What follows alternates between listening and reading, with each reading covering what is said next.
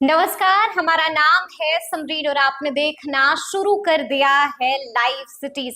देखिए, सुबह के 8:30 बज रहे हैं और आप देख रहे हैं लाइव सिटीज का विशेष कार्यक्रम सुबह की चाय। तो देखिए, आज सुबह की चाय में कई मुद्दों पर तफसील से चर्चा होगी। हम आपको बताएंगे कि बीते दिन गिरिराज सिंह ने बड़ा बयान दे दिया था और उसके बाद आलम ये हुआ कि जेडीयू के तमाम नेता इस बयान पर कुछ भी बोलने से बचते नजर आए। इस वीडियो में हम आपको ये भी बताएंगे कि लालू तेजस्वी आज मुंबई जा रहे हैं। देखिए, एक तरफ लालू तेजस्वी आज मुंबई जा रहे हैं तो वहीं दूसरी तरफ मुख्यमंत्री नीतीश कुमार ने भी मंत्रियों की बड़ी बैठक बुला ली है। इस वीडियो में हम आपको ये भी बताएंगे कि एक नेता को गजब गुस्सा आ गया, किस बात पर गुस्सा आ गया, इस पर भी चर्चा होगी। देखिए, पप्पू यादव का भी जिक्र होगा।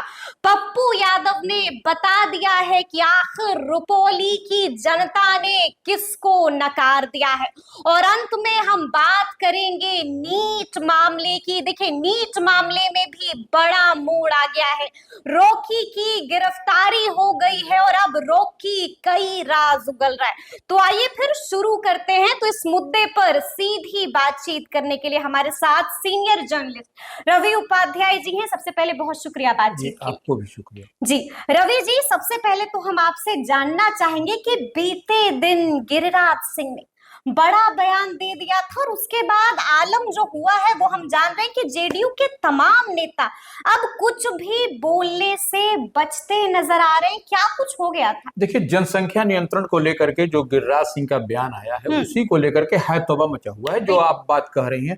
तो गिरिराज सिंह कोई पहली बार जनसंख्या नियंत्रण को लेकर के बोले, ऐसी तो कोई बात पहली बार नहीं है, लेकिन यह राजनीतिक देखिए मसाला मिल गया है तो है तौबा निश्चित रूप से वो बनता हुआ, जिसको आया बहती गंगा में जो आया कुछ बोल करके चला जा रहा है। लेकिन गिरिराज सिंह कौन सी बात बोल रहे हैं? जनसंख्या नियंत्रण की बात कह रहे हैं। जनसंख्या नियंत्रण की बात कहना कोई आज पहली बार नहीं हो रहा है। यह जब पहले बिहार से चलिएगा तो उस समय हम दो हमारे दो, यह तो एकदम टैगलाइन हुआ करता था। यह कोई तो नई बात नहीं है।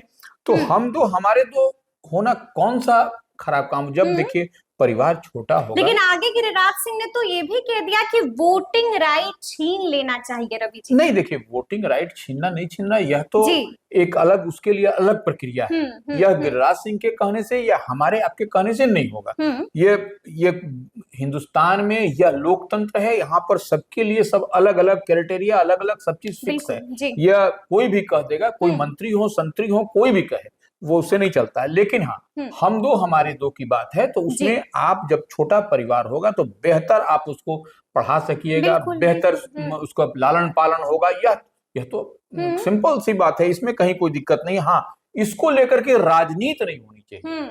यह जो राजनीति है या ये छोटा परिवार होगा तो उसको लेकर के यह तो सब लोग जान रहा है कि उसमें आप कितना बढ़िया कंफर्ट जोन में रहिएगा, यह तो कोई कहने की बात नहीं है। लेकिन हाँ, उसको लेकर के आप जो है सो दूसरी तरह की राजनीति होगी तो वो ठीक नहीं है। और यही जो है सो जेडीयू की नेता है, बिल्कुल शीला मंडल जिस बड़ा बयान आ गया है। हाँ, पल्ला झाड़ती हुई दिखी है, बोलने से बचती हुई दिखी है। देखिए वो ठीक है, वो उनकी नजर में यह बात दूसरी तरह से दिखाई पड़ रही है शीला मंडल कि वो, लेकिन ये हम जो बात कर रहे हैं कि अगर यदि छोटा परिवार होगा, अगर बेटर एजुकेशन होगा, स्टैंडर्ड ऑफ लिविंग बेटर होगा तो यह तो कोई खराब बात नहीं है। तक तो ठीक है। लेकिन गिरिराज सिंह ने आगे ये भी तो बोल दिया कि वोटिंग राइट, वोट का अधिकार छीन लेना चाहिए। नहीं, जिसके बाद से हंगामा मच गया। देखिए, ये वोटिंग राइट छीनना चाहिए। गिरिराज सिंह कोई अथॉरिटी नहीं है कि वोटिंग राइट उनके कहने से कोई छीन लेगा और मिल जाएगा, यह नहीं होना चाहिए। देखिए, तो इसी बात पर लेकर के जो हाय तौबा मचा हुआ और जो तुक्कम फजीहत मची, यानी कि इस मुद्दे को लेकर जेडीयू की अलग राह है, बीजेपी की अलग राह हो गई है। देखिए, वोटिंग राइट को लेकर के तो निश्चित रूप से किसी की भी राय नहीं, हमारी आपकी भी राय नहीं है, कोई किसी को वोटिंग राइट नहीं छीन सकता। यही तो लोकतंत्र की खूबसूरती है कि सबको वोट देने का अधिकार है, फंडामेंटल राइट है। यह आपका, इसको कौन मौलिक अधिकार है, इसको कोई आपका छीन नहीं सकता है। या तो कोई गिरिराज सिंह कहे या कोई सिंह कहे, उससे कोई। लेकिन हाँ, हम दो हमारे दो, यह कांग्रेस के रिजिम से ही चला आ रहा है। याद करिए उस कालखंड को कि उस समय से ही चला था, छोटा परिवार सुखी परिवार। बिल्कुल जी, तो उसमें तो कहीं दिक्कत नहीं, उसमें कहीं दिक्कत नहीं है। अच्छा रवि जी, हम आपसे ये भी जानना चाहेंगे कि आज सुना है कि चार्टर्ड प्लेन आ रही है, प्राइवेट चार्टर्ड प्लेन आ रही है और लालू तेजस्वी मुंबई के लिए रवाना हो रहे हैं। क्यों जा रहे हैं लालू तेजस्वी मुंबई, क्या हो गया है? देखिए कितने पूरे देश दुनिया से लोग जुट रहे हैं, मुंबई में जुट रहे हैं। हाँ, मुंबई में जुट रहे हैं, तो उसमें निश्चित रूप से इतने बड़े औद्योगिक घराने अंबानी परिवार के पुत्र की शादी हो। देखिए अनंत अंबानी वेट्स राधिका मर्चेंट जी, तो वो इतना बड़ा, अब राधिका मर्चेंट की बिटिया की शादी हो रही है अंबानी परिवार में, तो यह निश्चित रूप से सब लोग आ रहा है, बड़े बड़े सेलिब्रिटीज, बड़े बड़े लोग, बड़े बड़ी हस्तियां। तो अब चार्टर्ड प्लेन ही जब आ रहा है ले जाने के लिए, लालू तेजस्वी को ले जाने के लिए चार्टर्ड प्लेन आ रहा है। और खबर तो ये भी मिल रही है रवि जी कि खुद अंबानी जी ने बातचीत की है लालू यादव और तेजस्वी यादव से। देखिए बातचीत तो निश्चित रूप से कोई फोन करके न्योता दिया है, हाँ, फोन करके बजाते कार्ड आया है, बातें निमंत्रण का न्योता, तब जाकर के ये आज से नहीं 2-3 दिन से चल रहा था। अब तो चार्टर्ड प्लेन आ गई है, लैंड कर गई है, अब इन लोगों को जाना है सिर्फ। अब देखने वाली बात है कि लालू जी जाते हैं या नहीं, क्योंकि अस्वस्थ है वो। बिल्कुल जी। लेकिन अब उनके लालू जी के अगर यदि नहीं जाएंगे तो फिर उनके तेजस्वी यादव जाएंगे और उनकी पत्नी वजह परिवार के अन्य लोग जाएंगे। लेकिन अब वही चार्टर्ड प्लेन से जाना है और सब लोग, माने कई बड़ी बड़ी हस्तियां जा रही हैं। बिहार से देखने वाली बात होगी कौन कौन लोग जा रहे हैं, कौन लोग जा रहे हैं। लेकिन कई तरह की खबरें आ रही, कई नेता हैं जो जा रहे हैं, कौन कौन जा रहा है, क्या खबर मिल रही है? देखिए कुछ तो ऐसे चर्चा है कि देवेश चंद्र ठाकुर जो सीतामढ़ी के सांसद हैं जेडीयू के, वह मुंबई पहुंच भी चुके हैं। हाँ, पहुंच भी चुके हैं। वह अब जैसे केंद्रीय मंत्री हैं राजीव रंजन सिंह उर्फ ललन सिंह, उनके जाने की बात है। चिराग पासवान केंद्रीय मंत्री हैं, वो तो सेलिब्रिटी है भी, तो बिल्कुल तो वो चिराग पासवान भी रहेंगे। इस तरह से कई अन्य और लोग भी जेडीयू के तरफ से भी जा रहे हैं और एनडीए से बड़े कई कद्दावर नेता जा रहे हैं। कई कद्दावर नेताओं का जमावड़ा होने वाला है मुंबई में। कारण क्या है ये हमने आपको बता दिया है। देखिए रवि जी, एक और बड़ी बात है, एक तरफ जहां लालू तेजस्वी की खबर है कि वो मुंबई जा रहे हैं, और खबर क्या है अब तो जा ही रहे हैं, वहीं दूसरी तरफ आज मुख्यमंत्री नीतीश कुमार ने भी अपने मंत्रियों की बड़ी बैठक बुला ली है। क्या कुछ होने जा रहा है, क्यों बुलाई है बड़ी बैठक? देखिए निश्चित रूप से इधर जो उपचुनाव में नीतीश कुमार व्यस्त है, तो वो कैबिनेट की बैठक नहीं हो पा रही, तो ये निश्चित रूप से आज जो बैठक हो रही है वह कैबिनेट की बैठक है और उसमें हमको लगता है कि कुछ अहम फैसले भी होंगे। बड़ी बात आप कह रहे हैं, कुछ अहम फैसले हो सकते हैं, कई अहम मुद्दों पर मुहर लग सकती है, कई अहम मुद्दों पर मुहर लग सकती है, कई अहम फैसले कैबिनेट की बैठक में लिए जा सकते हैं और देखने वाली बात होगी कि अब हम लोग जब थोड़ी देर बाद से जब कैबिनेट की बैठक होगी एक आधे घंटे बाद, तो ये सब कुछ पता चल जाएगा कि किस किस मुद्दे पर कैबिनेट की बैठक में मुहर लगी है और सरकार ने क्या क्या तोहफा दिया है और किन किन बातों पर जो सो कड़ाई के साथ, सख्ती के साथ पालन किया जाएगा। यह सब नीतीश कुमार जिसके लिए जाने जाते हैं वह आपको होता हुआ दिखाई पड़ेगा। यानी कि इस बैठक पर भी आज सबकी निगाहें टिकी रहेंगी। क्या फैसला होगा नीतीश कैबिनेट का, उस पर आज सबकी निगाहें टिकी रहेंगी। लेकिन रवि जी, एक और खबर आई है, एक और चौंका देने वाली खबर आई है। सुनने को तो मिला है कि एक नेताजी को खूब गुस्सा आ गया है। काफिला जा रहा था, अचानक से नेताजी काफिले को रुकवाते हैं और उसके बाद गजब गुस्से में, गजब तेवर में आ जाते हैं।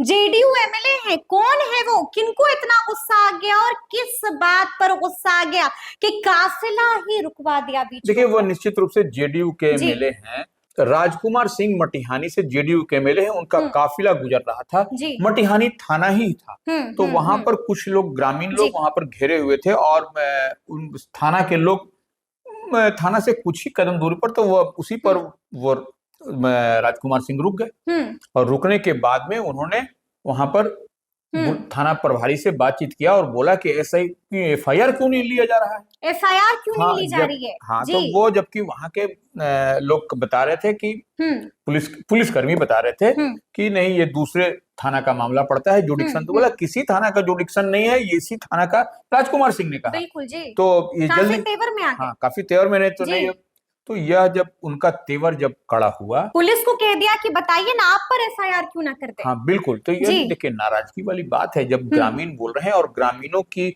देख रेख के लिए ही थाना होता है। थाना की जिम्मेवारी क्या है, कम से कम किसी को कोई पीड़ित आए तो उसका एफआईआर, उसकी प्रथम रिपोर्ट जो एफआईआर लिखी जाए। ठीक है, दूसरे थाना का है मामला, चले जाए दूसरे थाना में, वो क्या दिक्कत है? क्या अब उसको थाना में एंटरटेन ही नहीं किया जाएगा? वो घंटों रोता गाता। और शुरू में तो हमने ये बताया है ना, हम लोगों ने तफसील से चर्चा भी की है कि 1 जुलाई से बिहार ही नहीं बल्कि पूरे देश में नया कानून लागू हो चुका है, और नया कानून ने कई सहूलियत भी है रवि जी। बिल्कुल, तो वही कर रहे हैं। ये तो सहूलियत की बात छोड़ दीजिए, एफआईआर ही नहीं ले रहा, एफआईआर ही नहीं, सहूलियत तो बात के विषय होगा। तो इसी पर राजकुमार सिंह जो वहां के एमएलए हैं, बमक गए, बिगड़ गए, और उसके बाद जब उनका तल्ख जब उग्र रूप देखा गया, तो फिर जो है सो थाना प्रभारी को भी जब डांट फटकार पिलाई गई, फिर सुनना पड़ा, फिर ग्रामीणों ने बताया कि ये स्थिति, कई घंटे से हम लोग मशक्कत कर रहे हैं, आप नहीं आते, ये नहीं होता। तो वही राजकुमार सिंह का कहना है कि यही लोग ऐसे ही पुलिस पदाधिकारी होते हैं जो कि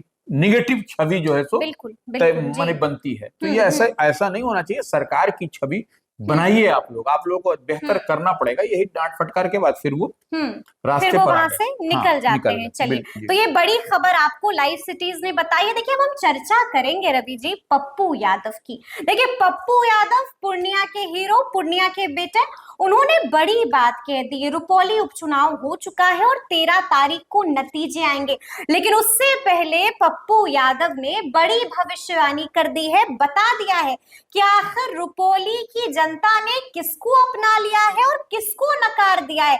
क्या कुछ कहा है पप्पू यादव ने? देखिए, पप्पू यादव, ठीक है, वह हम शुरू से कह रहे हैं समरीन, वो छायावाद के बाद में बोल रहे हैं कि किसको करना है, बीमा भारती को करना है कि नहीं। हमारी विचारधारा बीमा भारती के लिए, हम इंडिया के मैंने कांग्रेस की विचारधारा, वह सब तो ठीक है, लेकिन वोट के दिन आप थे नहीं वहां। लेकिन अब बता दिया है, अब बता दिया है जी, सब बता दिया है, हाँ, कि जो है सो बीमा भारती के पक्ष में ये हुआ, लेकिन और किसको नकारा है ये भी बताया, जेडीयू को रुपौली की जनता ने नकार दिया है। यानी कि उन्होंने ये कह दिया है कि कलाधर मंडल, एनडीए के प्रत्याशी कलाधर मंडल हार रहे हैं रुपौली। देखिए, पप्पू यादव तो यही कहते हुए नजर आ रहे हैं। लेकिन देखिए, कल जो है सो मतगणना है 13 तारीख को। बिल्कुल जी, बड़ा दिन होने जा रहा है। आज 12 तारीख है, 13 तारीख को मतगणना है। तो पप्पू यादव क्या कह रहे हैं और हम क्या कह रहे हैं, आप क्या कह रहे हैं, वो छोड़ दीजिए। जनता ने क्या निर्णय दिया है। कलाधर प्रसाद मंडल जो जेडीयू के रुपौली से जो कैंडिडेट थे, वह क्या कहे। वोट कास्ट करने के बाद कलाधर मंडल ने कहा कि पप्पू यादव हो या बीमा भारती हो, उस पर हमको नहीं जाना, जनता जनार्दन जिसके साथ में है वही चुनाव जीतता है। बिल्कुल तो वो कहे कि जनता जनार्दन मेरे साथ है, वह उनका दावा था। बिल्कुल यह हम बता रहे हैं। तो निश्चित रूप से देखिए, इस बार का चुनाव माने जो रुपौली का उपचुनाव हुआ, वह 2020 का जो आम चुनाव हुआ उससे इतर चुनाव हुआ इसमें। बिल्कुल जी। वो इस बात को समझना पड़ेगा। यानी कि आप कह रहे हैं कि इस बार नतीजे चौंका देंगे। निश्चित रूप से चौंकाएंगे, और हमको नहीं लगता है कि जो पप्पू यादव कह रहे हैं वही नतीजा होगा। आपको ऐसा नहीं लगता? नहीं लगता है हमको। यानी कि आपको कहीं ये तो नहीं लग रहा है कि जो कलाधर मंडल कह रहे हैं वही होने जा रहा है? निश्चित रूप से देखिए, होता हुआ वही दिखाई पड़ रहा है कि जनता इस बार दूसरे मूड में है, दूसरे मूड में है। हाँ, ऐसे तो कल पता चल ही जाएगा। ऐसे तो जनता का आदेश सराखों पर होगा, जो भी फैसला होगा वो 13 तारीख को सबके सामने होगा। देखिए, अब हम आपसे ये भी जानना चाहेंगे रवि जी कि नीट मामले में भी बड़ा अपडेट आया। रॉकी अब गिरफ्त में आ गया है और रॉकी अब बोल रहा है और रॉकी राज खोल रहा है। क्या कुछ राज उगला है रॉकी ने? देखिए, निश्चित रूप से मास्टरमाइंड, नीट का मास्टरमाइंड किसको बुलाता है? संजीव मुखिया छुपा हुआ है, फरार है। संजीव मुखिया फरार है, और संजीव मुखिया का यह करीबी रिश्तेदार भी बताया जाता है, रॉकी। और इसको झारखंड की राजधानी रांची से इसको उठा लिया गया है। पुलिस ने इसको पकड़ा है, सीबीआई ने, और सीबीआई पकड़ करके इसको स्पेशल कोर्ट, सीबीआई की कोर्ट में पेश किया। 10 दिन की रिमांड, 10 दिन की इसको रिमांड पर जी, लिया है। जी, जी। तो यह जो है सो यह बड़ी बड़ी बात अब उगलना शुरू किया है। अब रॉकी बोल रहा है रॉकी और बोल अब रॉकी राज खोल रहा है, बता देगा ना कि संजीव मुखिया कहाँ छुपा हुआ है। अब देखिए, ये तो इसके बारे में, रॉकी जी। के बारे में जो इनपुट मिली थी सीबीआई हम्म, को या पुलिस को, जो भी है, वो उसको यही मिली थी कि यह जो है सो नेपाल भागने की तैयारी में है। रॉकी भी नेपाल भागने की तैयारी हाँ। में है, संजीव मुखिया पहले से नौताल पहले में से है। तो ये देखिए, जी। संजीव मुखिया पहले से ही वहां पर नेपाल में है, बिल्कुल और बिल्कुल नेपाल में छुपा हुआ है। नेपाल का पहले से जो इंडिया के साथ कोऑर्डिनेशन हुआ करता था, वह अब इन दिनों वैसे लैकिंग है। वैसा नहीं है। बिल्कुल जी। तो इस लिहाज से वह भी वहीं शेल्टर लेने के लिए, रॉकी भी नेपाल भागने के इरादे बना रहा हाँ था। इरादे बना रहा था। जी। तब तक ये ट्रैप में आ गया, पकड़ा गया। हाँ ट्रैप में आ गया, इसकी अरेस्टिंग हाँ। हो गई। तो ये पता चल रहा था कि यह भी जो है सो वहीं हाँ। भागने के फिराक में था नेपाल, बिल्कुल बिल्कुल कि जी। वहां पर सेफ पॉइंट इसको कहीं बिल्कुल ठिकाना बिल्कुल मिला हुआ है, गुप्त ठिकाना इन लोगों जी को। जी जी। लेकिन यह हो नहीं सका, उसके पहले हाँ। पकड़ा गया। तो अब जो है सो यह आपको कई राज उगलता हुआ दिखाई पड़ रहा है। कई राज उगलता हुआ दिखाई पड़ेगा रॉकी, यानी कि अब रॉकी बताएगा कि संजीव मुखिया कहाँ छुपकर बैठा है। देखिए, जी। रॉकी देखिए मूल रूप से नवादा का रहने वाला है, बिल्कुल बिल्कुल और जी। इसका असली नाम रॉकी का क्या नाम है? राकेश।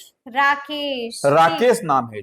तो यह जो है सो पिछले कुछ साल से वह झारखंड की राजधानी में रह करके एक रेस्टोरेंट भी चलाता था। बिल्कुल चला जी, रहा था। जी। तो यही रॉकी है, और कैसे छिप छुपा के रह रहा था, ये सबकी नजर में। बिल्कुल बिल्कुल। तो देखिए, अब देखना होगा कि आगे आगे रॉकी कौन कौन से राज से पर्दा उठाता है।